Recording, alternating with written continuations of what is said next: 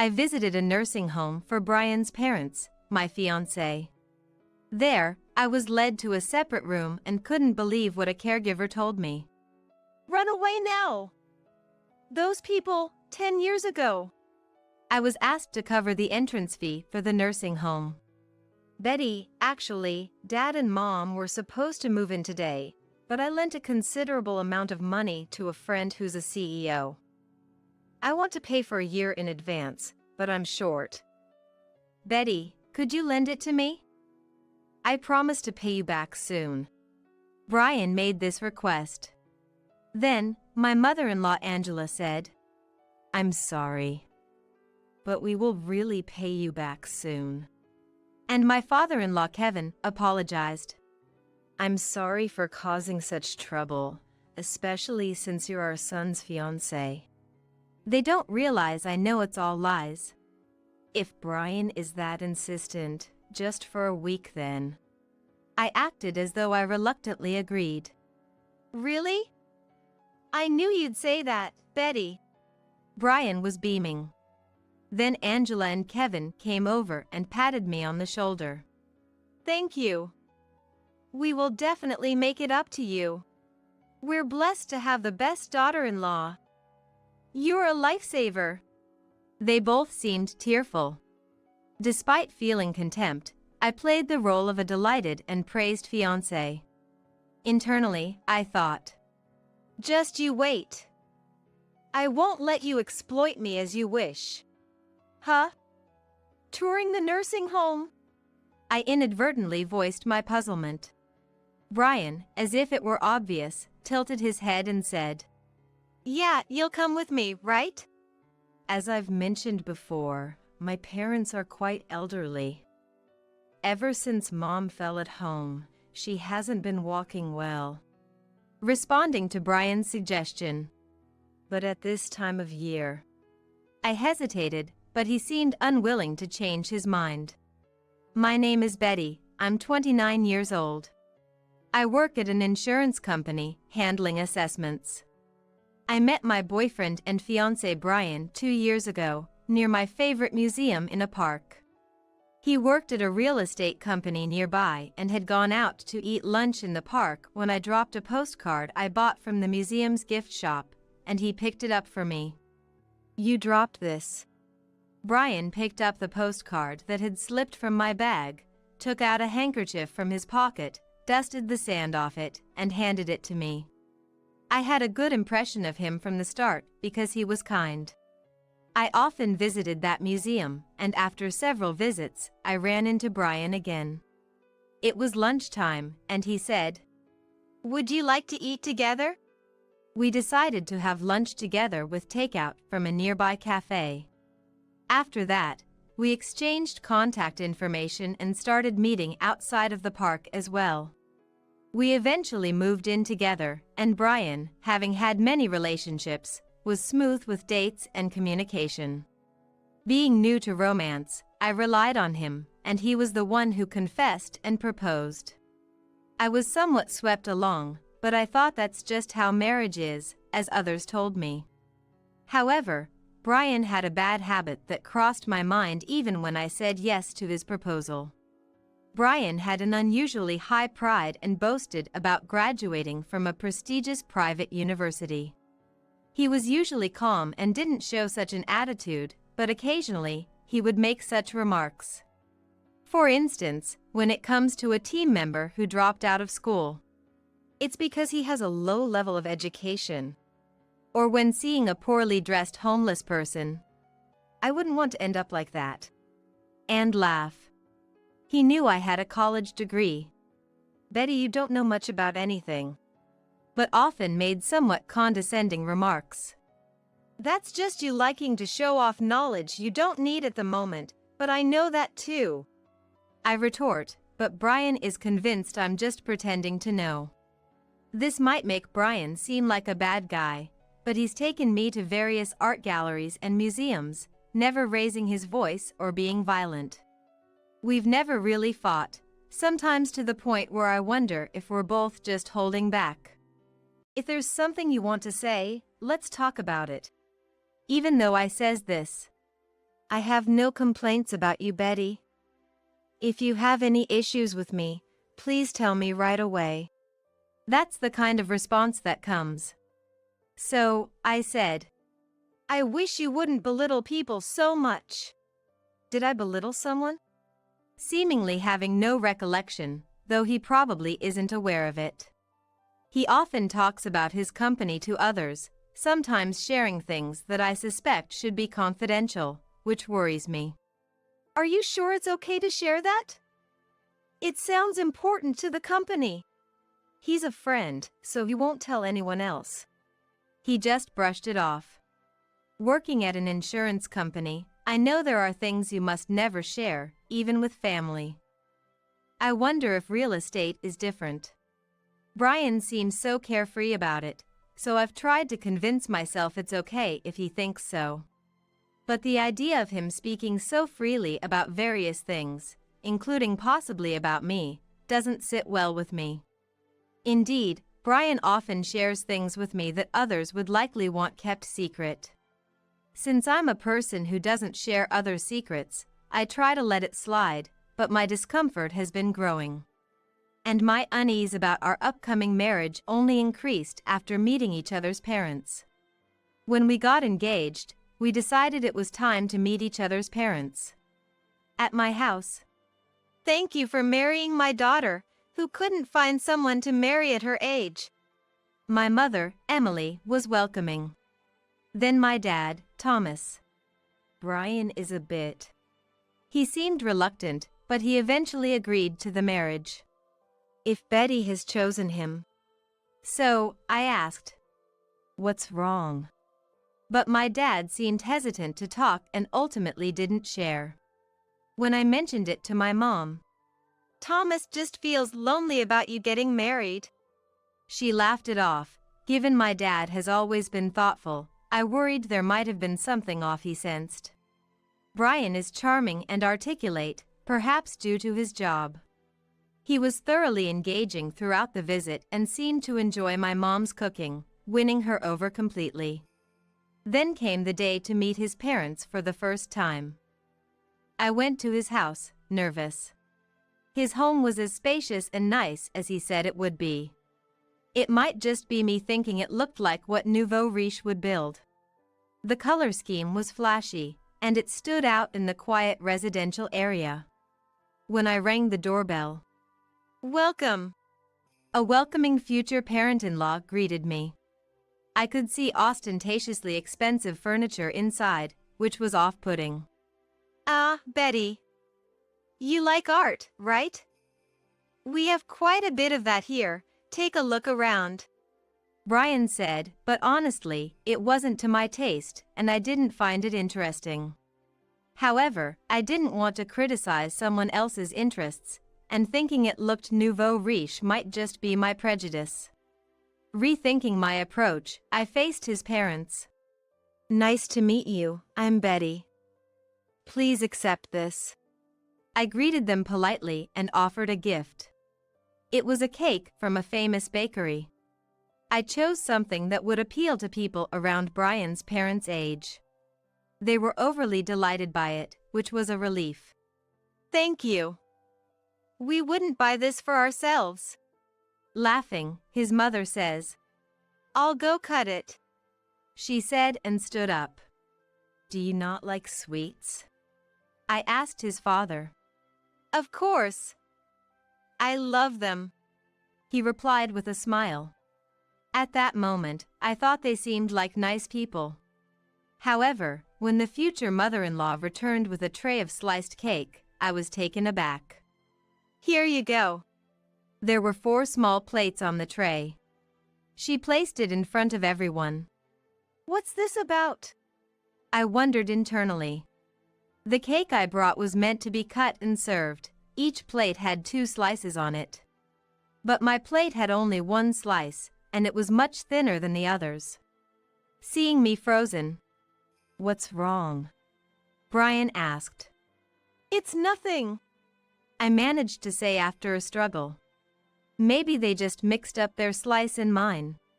My mom often serves herself less when we have guests, out of politeness. but glancing at his mom, she was enjoying her 2 thick slices of cake. Ah, this cake is delicious. Thank you, Betty. Oh, Kevin. Would you like some more? Angela noticed Kevin's empty plate and asked. Then Brian said, I'll have some more too. Could you cut it a bit thicker this time? You've always been a big eater. Angela laughed and stood up. She took my plate along with the others, but only 3 returned. Angela, Kevin, and Brian's plates. Without even asking if I wanted more, my plate was cleared away. The conversation continued, and they finished the entire cake, but I was only given that first thin slice. Of course, since it was a gift, it wouldn't have mattered if there wasn't a piece for me, but isn't it normal to at least ask if someone would like more? I wondered if it was just me as my first visit came to an end. However, my distrust, or rather the feeling that something was off with my future in-laws, only grew. That feeling became definitive when we went to tour the nursing home. Brian had previously mentioned, I won't let them be cared for at home. They both want to live in a facility. I was reassured by that.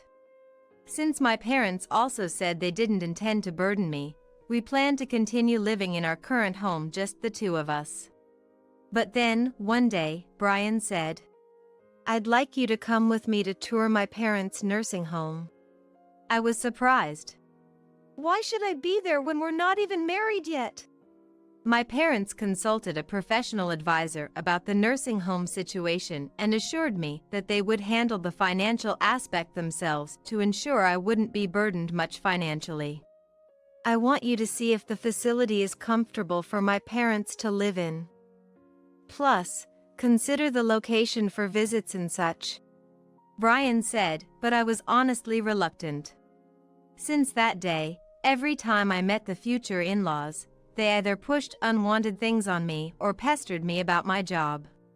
Even when I said I couldn't talk because it was confidential, they'd say it should be fine since we're family. My family values privacy, even among ourselves, and believes there are things that shouldn't be shared, so I was really troubled. But honestly, living with and caring for those 2 seemed much worse. I feared they might not like the facility and proposed living with us instead. Feeling this way, I agreed to accompany them to the facility. The facility we visited seemed much more luxurious than what had been described for my in-laws. When Brian's parents go there, someone from the facility speaks to them. He was still a young man. Hello, I'm Daniel, your contact. You're here for the admission process today, right? Yes. Angela nodded. Eh? And I inadvertently said, because I was told we were just going to look around. Brian raised his hand in an apologetic gesture and said, Sorry. Actually, they went by themselves before and ended up liking it. But I only heard about it just before we came, so I didn't know how to bring it up. Is that so? I was surprised they decided on such a luxurious place after just one visit. Feeling uneasy, the facility's staff approached us unexpectedly. You're Brian's fiancé, right? I can give you a brief tour of the facility. Angela and Kevin, could you head to the room you were interested in before? Brian, you can join them if you'd like. Daniel suggested, and while the 2 nodded, Brian looked puzzled. Can I also take a look around then? That's fine. But Angela and Kevin mentioned they wanted to show their son the room as soon as possible. With a smile, Brian decided. Then, I'll go see the room first. And the 3 of them left. Watching them go were Daniel and I. Daniel suddenly became serious. Please, this way. Instead of showing me around, he led me to a nearby small room. Feeling pressured, I entered the room, which looked like a small conference room. Daniel closed the door, turned to me with a sense of urgency, and said, Run away now! Those people, 10 years ago. What do you mean, run away, 10 years ago? Confused, I looked up at Daniel. Realizing I was lost, Daniel took a deep breath. Sorry for bringing you here so suddenly. There's something I need to tell you. Those three, actually. Eh? I was shocked. So making us pay the entrance fee and then canceling means they've run off with the money? Daniel nodded to my trembling voice. I felt like I was about to collapse from the shock. Supporting me, Daniel offered. Please. He seated me in a chair. But why, knowing this, hasn't the facility reported them? I asked, completely baffled. Daniel began to explain, trying to calm me down. Please, calm down. First, I believe I'm the only one at this facility who knows they're the culprits of a scam. The incident from 10 years ago happened at a different facility. At a different facility? Then how do you know about it? Daniel said. It was when I was still a child. I used to visit my grandfather, who was living in a nursing home, and there I saw those three people and another woman. I think I accidentally wandered into a room while trying to find my way, where they were. Driven by innocent curiosity, Daniel peeked into the room and understood that the woman, named Barbara, was about to pay the entrance fee for the future in-laws. The three seemed genuinely sorry, saying they'd only borrow the money for now and apologized for the sudden inconvenience. Probably, due to some reason, they ran out of money, and the fiancé ended up paying. Losing interest, Daniel returned to his grandfather's room, but later saw the woman crying at the entrance, yelling at a staff member. Do you know where Brian and his parents are?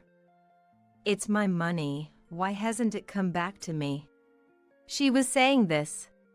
So, I asked a staff member I was friendly with, and apparently, Brian and his parents had come back to cancel their admission and left.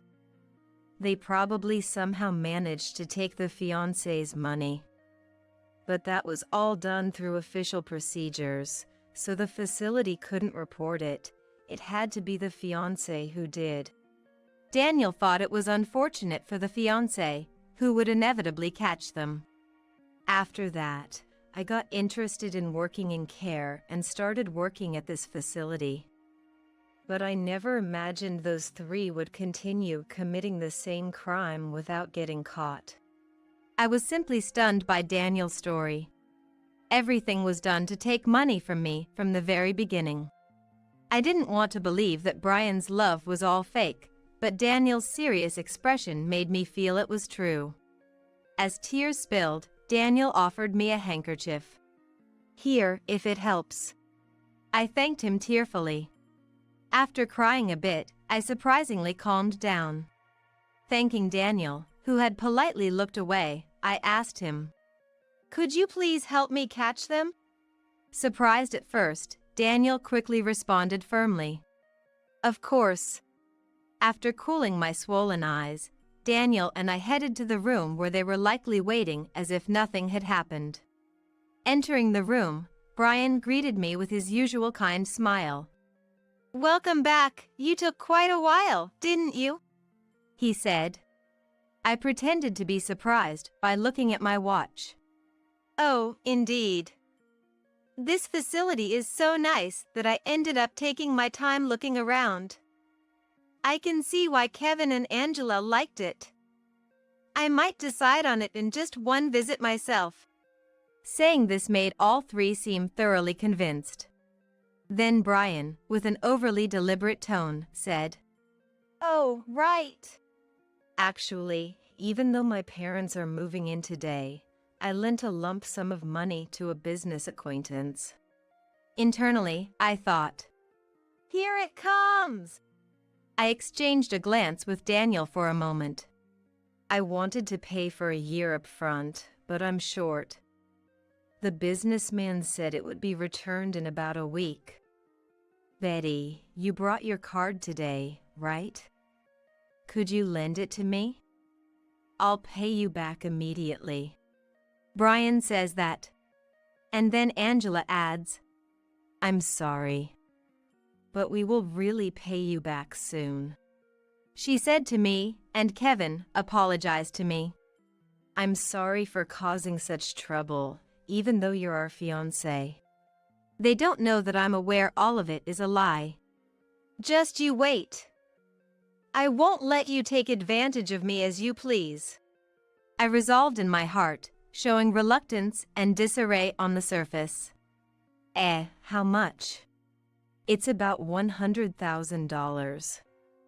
You've been saving up for a while, right? You should have that much. Indeed, my bank account does have $100,000. I've been single for years, living frugally, but that money isn't yours. I murmured in my heart. And I showed reluctance even more. $100,000 is a huge amount. It's natural to refuse. Isn't it okay to sign the contract next week? Please, make it work. We're in the middle of selling the house to proceed the admission. If we don't sign today, my parents might have to spend about a week homeless. This too must be all lies. Surely, there's no house selling contract. Brian gripped my hands. Please.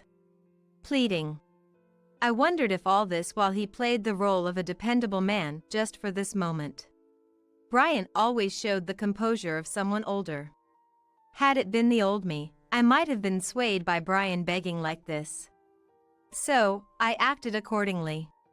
If Brian says so, just for a week then.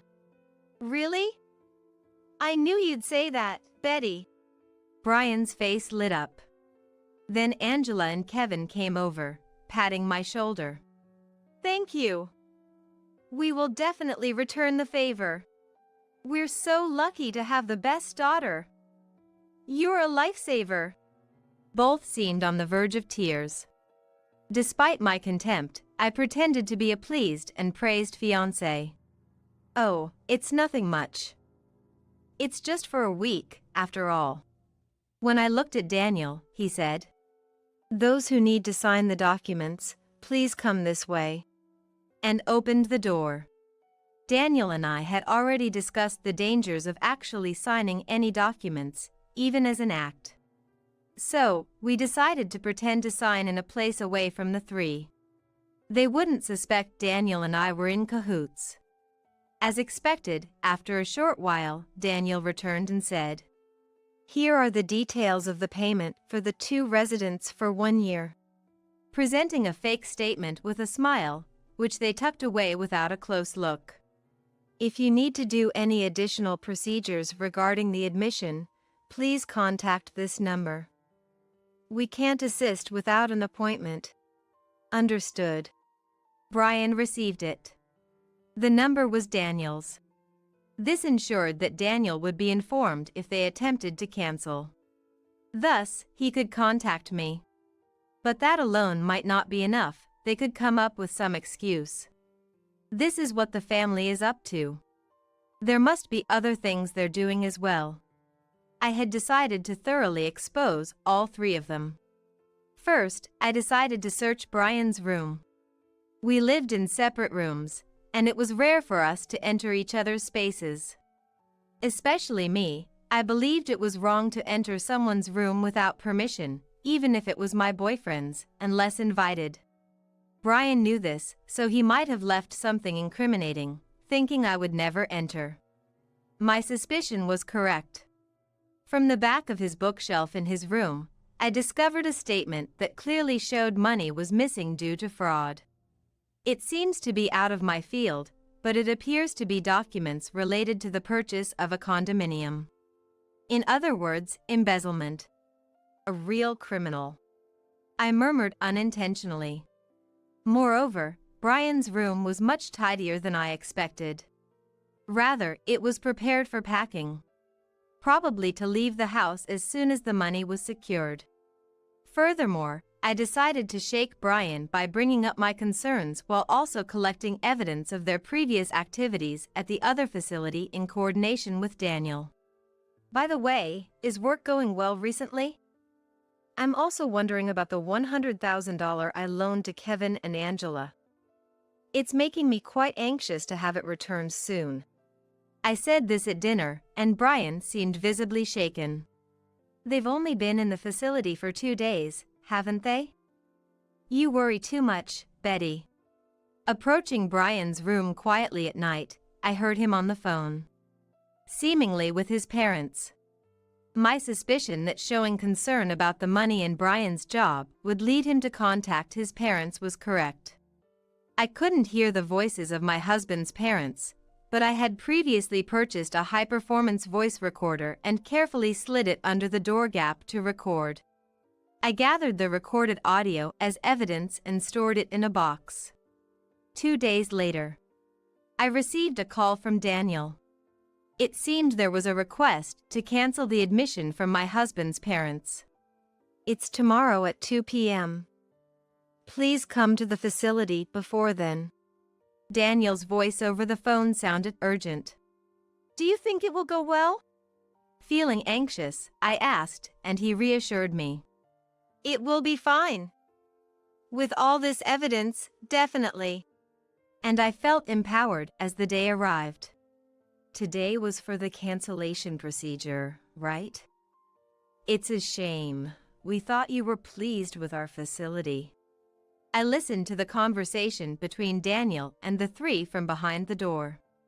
Daniel sounded genuinely disappointed, an act of true realism.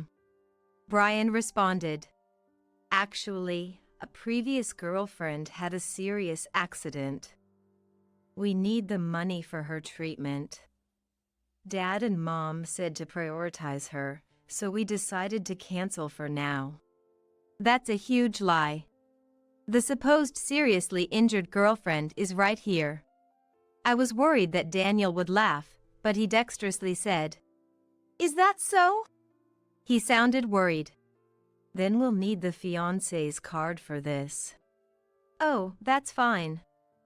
I knew where it was stored. Here, this one. There was my real card. He must have entered my room and found it without permission. Daniel then offered, Could you please sign these documents?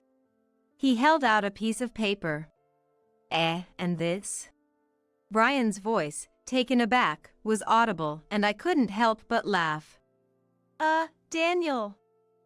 This is just a blank sheet, right? Yes, it's blank. Exactly. Since there was never an actual contract, there's nothing to cancel. Hey, what's this about? Are you kidding me? Brian, who had never raised his voice in front of me, was angry. Unable to contain myself any longer, I stood up and revealed myself. It's not a joke at all. There was never a contract to begin with, so there's nothing to cancel. A blank sheet is perfectly sufficient for a non-existent cancellation. Betty! The three looked at me in surprise. I stepped forward and laid out the evidence before them. Here, this is a copy of the lump sum payment document you had someone else sign 10 years ago. The sudden accident and withdrawals from the joint bank account are exactly the same. What are you talking about, Betty? Ignoring Brian's bewildered look, I then showed the real estate statement found in Brian's room. And this is evidence of your embezzlement. I've already sent it to your company, so you should be thankful. Brian's face turned pale at that. His parents began to clamor, asking what this all meant. Their uproar was ludicrous. You've been deceiving me, Betty. If this gets to the company, I'll be fired.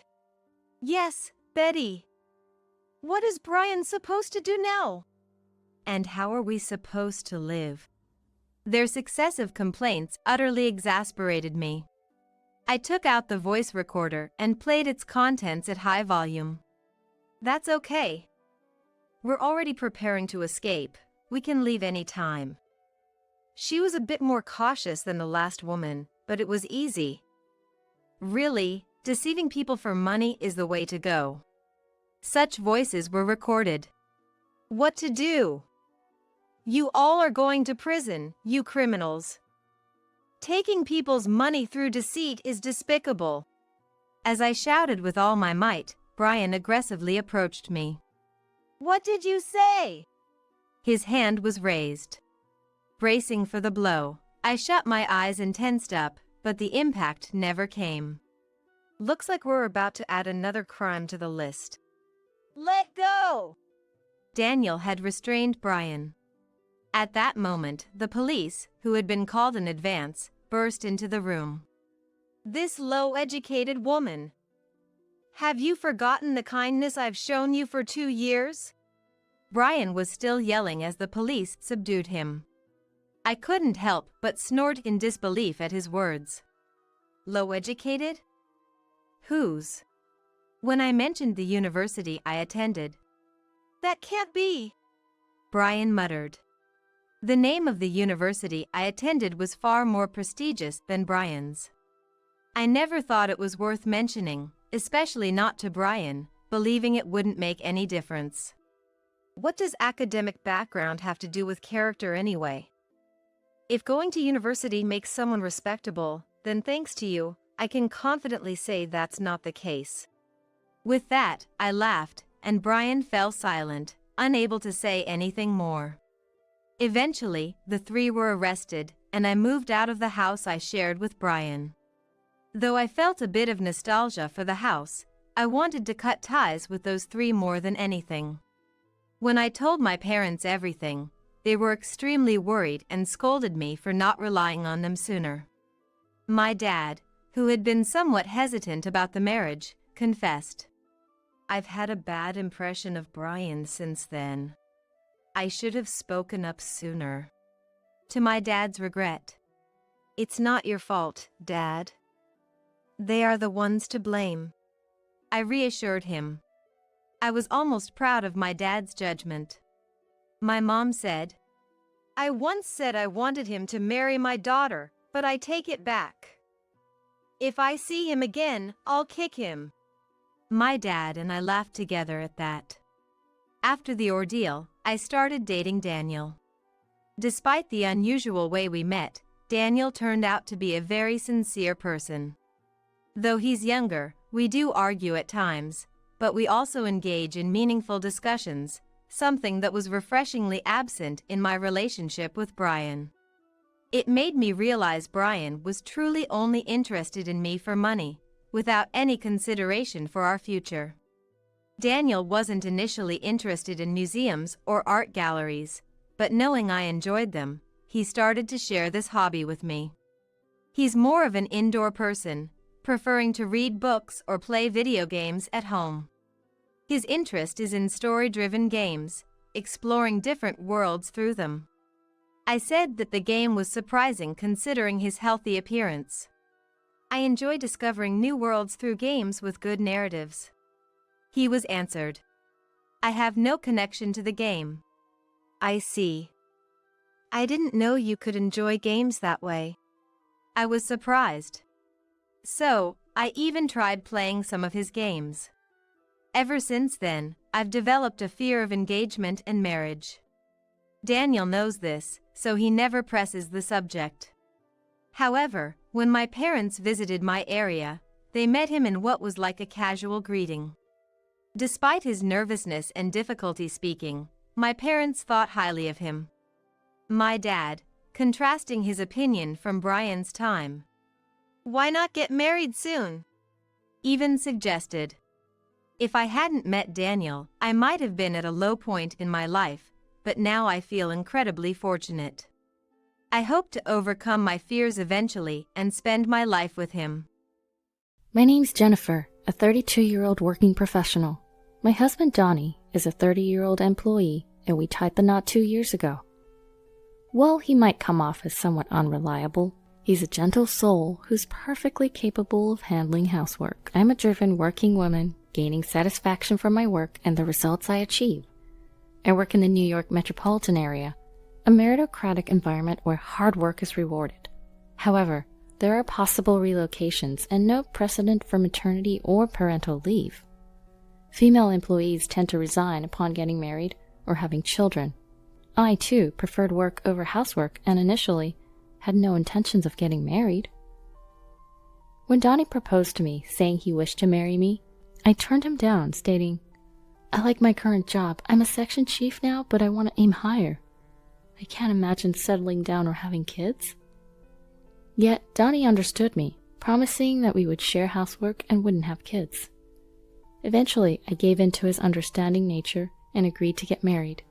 We both work, so sometimes we don't exactly split the chores as planned, but we help each other out, and I think we manage pretty well. We've had our share of annoying comments from my in-laws like, "Prioritize your home over your work," or, "Aren't you gonna have kids?" But it's not too troublesome since Donnie always stands up for me. Living with Donnie has been a pleasant experience, and I've come to appreciate the beauty of married life. Then one day, I was called by my supervisor, the department manager, for a potential transfer to a branch office. He asked, "What do you think? The place of work would be a regional branch, but you'll be called back to headquarters after 2 years. You'll be a section chief at the transfer location, and if you keep up the good work, promotion is guaranteed upon your return. You could even become the first female department head. Not a bad offer, is it?" It wouldn't be an exaggeration to say that acceptance or rejection of this transfer determines if one is on the promotion track in my company. Everyone who's progressed to department manager or beyond has experienced a transfer. If refused, one would remain a section chief, with demotion or transfer to an irrelevant position being a possibility. Before marriage, I would have grabbed this opportunity without hesitation. But now, as a married woman, I felt restrained. I told my department manager, "Thank you for considering me. I personally would like to consider this positively. However, since this involves a transfer, I would like to discuss it with my husband.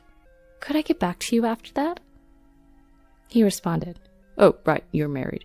You can choose between going alone or moving with your family.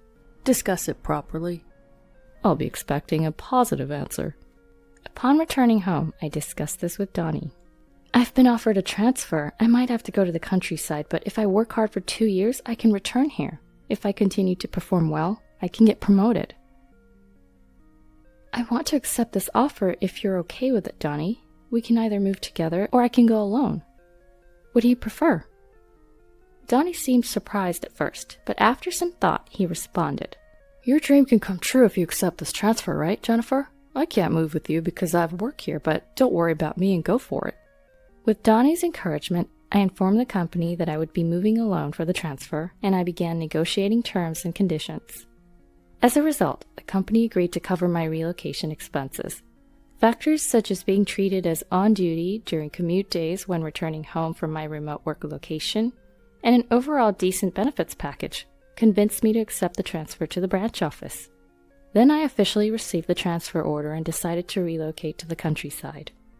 It seemed I could rent a company apartment at a low price, so that's where I decided to live. On the day of the move, the movers had already transported my stuff, and my husband came to see me off at the station. "Thanks for seeing me off. I'll be in touch regularly and will try to come home as often as possible." "Yeah, I'll be waiting. Just because you're working remotely, don't go overboard." "You too." "It's about time. Take care." "Okay, I'm off." And thus my life as a remote employee began. I planned to return home during long holidays and slower weeks, but unexpectedly, trouble arose at the branch office right after my transfer. "I can't work under a woman. I can't trust someone who just came out of nowhere." I hit a local barrier as the employees wouldn't acknowledge me. I was the subject of baseless rumors. My instructions were not followed, and even my phone calls were not transferred. During such times, a serious mistake occurred in a project that a subordinate had been advancing, deliberately excluding me. The subordinate in charge was pale with shock. Of course, as his supervisor, this was my responsibility. I was caught up dealing with the problem, apologizing, not just recovering the lost ground, but also needing to improve relations with the subordinates. My supervisor, seeing my plight, gave me some advice. "I've experienced a transfer myself, so I understand your struggle. It may seem unfair, but you can't force your correctness here. It's important to communicate well, understand others, and make connections horizontally." Taking my supervisor's advice, I worked on creating horizontal connections by spending more time with everyone at the branch. I had not joined the neighborhood association, but I learned that the company's rental housing was part of a neighborhood association group, so I joined there too. Before I knew it, I was struggling to find personal time and couldn't make it back to my home where my husband was waiting. I kept in touch with my husband, but after a few months of working remotely, it became difficult to reach him at night, by phone or through text. I'm working late every day because it's tough at work. I was tired and fell asleep. Since my husband said things like that, and I was also busy, I listened without suspecting anything. Focusing more on my work, I continued to immerse myself. One time during a long holiday when work was slow, I decided to return to my home in New York at short notice. However, I couldn't reach my husband by phone or text, so I returned from my remote work location without notice. When I opened the door to my home for the first time after a long time, something felt odd. Then, a woman I didn't recognize rushed to the door, saying, "Justin, welcome back. If I knew you were coming home early, I would have prepared." The woman and I, seeing each other, were shocked into silence. Breaking the silence, the woman was the first to speak. "May I ask who you are?" "And who might you be? This is my home."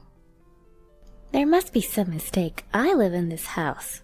After arguing back and forth without resolution, we decided to step outside to check the house number. To my surprise, the nameplate was the custom one I had ordered. "The key fits, the nameplate's correct. This is my house. I'm gonna go in." "Wait, what do you mean? Stop it." Ignoring the woman's protests, I pushed past her and made my way into the house. Once inside, I noticed everything had changed. The curtains, the furniture, all the interiors. There was a framed photo in the living room of my husband and the woman at a theme park. Mugs I had never seen before in the kitchen.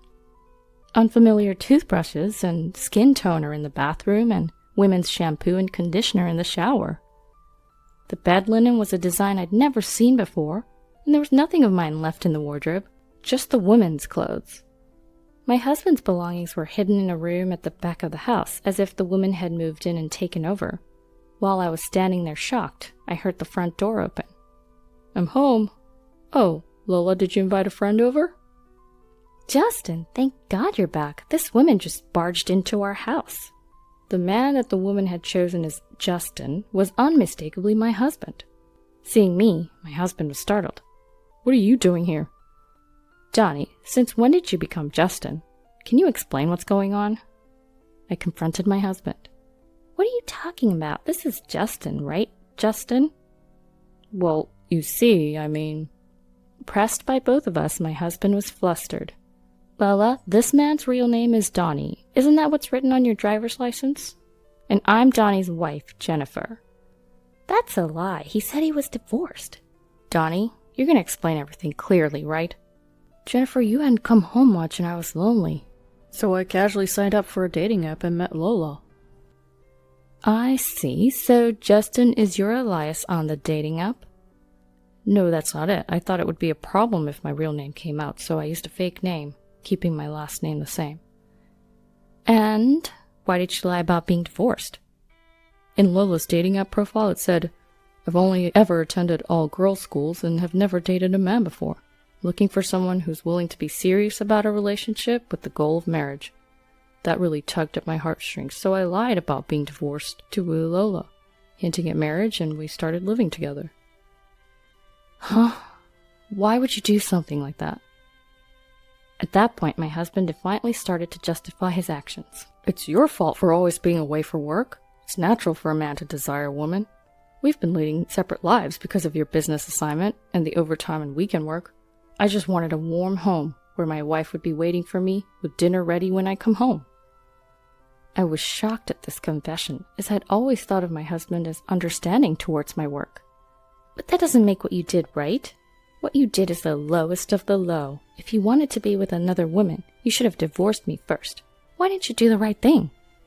"I loved you both. I never planned on leaving either of you." "After all you've done, it was obvious I would find out when I came back. It's unbelievable that you thought you could hide and deceive me." "What? It's your fault for breaking your promise and not coming back here. If you'd just come back, I wouldn't have even thought about cheating." "What the heck? I've explained to you that work has been really tough and I couldn't help it." Our argument devolved into a shouting match. while the woman my husband was cheating with stood there, pale as a ghost. The other woman realized she'd been deceived by a married man and dragged into his childish game. So it was all a lie. You've made a fool of me. I'm leaving right now. Lola, wait, it's not what you think.